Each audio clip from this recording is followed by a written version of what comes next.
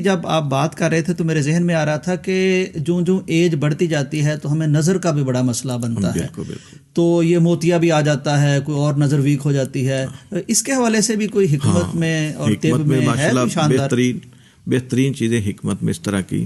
میں ایک دن سوچ رہا تھا کہ میرے ایک شاگرد تھے, ان کی سسٹر کو ایک مسئلہ پیش آ گیا کہ اینک ان کی 14 نمبر تک چلی گئی. اللہ اکبر, بہت مشکل ہو جاتی ہے زندگی. انہوں نے مجھے آ کے ذکر کیا کہ استاد جی کو نسخہ ایسا بنا دیں کہ ان کا مسئلہ حل ہو جائے. صحیح. تو میں نے اس وقت سوچا کہ جو طب قدیم کے لوگ تھے وہ نسخے کی جب ترتیب بناتے تو وہ دیکھتے جو اللہ کریم نے چیزیں پیدا کی ہیں وہ انسانی وجود کے ساتھ جو مشابہت رکھتی ہیں وہ وہاں اثر کرتی ہیں. صحیح. اب ہر انسان کی سوچ ادھر نہیں جاتی, وہ خاص بندے ہوتے جن کی توجہ اس طرف ہوتی ہے. بالکل صحیح. اب ایک نے سوچا کہ آنکھ کا مسئلہ ہے تو آنکھ سے مشابہت رکھنے والی کیا چیز ہے, تو انہوں نے دیکھا جو دیسی بادام ہے وہ آنکھ جیسا ہے. ٹھیک. ان کا یہ آنکھ کی دعا نوٹ ہوگی.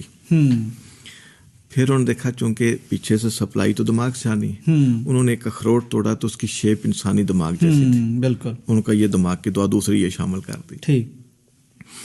تیسری ایک حکیم جالینوس کے نام سے سنا ہوگا, تاریخ طب میں ان کا بڑا معروف نام ہے. بالکل. تاریخ طب میں ان کا یہ واقعہ بھی لکھا ہوا ہے کہ ایک دن اپنے گھر سے نکلتے ہیں, بیر سیر کے نقطہ نظر چل پھر رہے ہیں, ایک سانپ جو ہے اپنی بل سے نکلتا ہے تو ایسے ایسے چلتا چلتا جا رہا ہے. انہوں نے دیکھا یہ صبح صبح نکلا ہے تو میں اس کو دیکھوں یہ کرتا کیا ہے.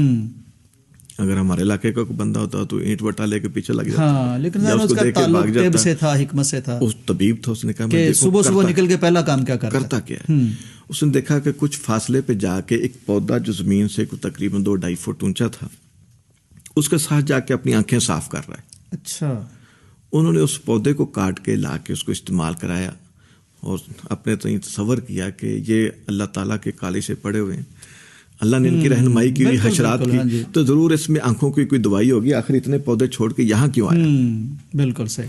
پھر اس چیز کو انہوں نے آنکھوں کے امراض پہ استعمال کیا, بعد میں بڑے سارے لوگوں نے استعمال کیا اور آج تک ہو رہا ہے اور قیامت تک ہوتا رہے گا. اس کا نام رکھا سونف. اچھا, واہ, یعنی کتنی عام چیز ہے. اب آپ کے سامنے 3 چیزیں آ گئی, اخروٹ, بادام اور سونف. اب میں نے اس کا مزید حل کیا کہ اس کا ذائقہ سنوارنے کے لیے اگر یہ ساری چیزیں 100 گرام ہے تو 10 گرام اس میں سبز الائچی ڈال دی, ٹھیک, خوشبودار ہو جائے. اور اس کے اندر چونکہ ہضم کی صلاحیت جو مغزیات اس کو کوئی نہ کوئی ہضم چیز چاہیے تو مرچ سفید ڈال دی. ٹھیک, وہ ہضم ہوتی ہے. ہاں, ایک مرچ کالی ہوتی ہے, بالکل اسی صحت میں اس کو مرچ سفید یا دکنی مرچ بھی کہہ دیتے. ٹھیک. 10 گرام وہ ملا دینی. ٹھیک. اب یہ ساری چیزیں ہمارے پاس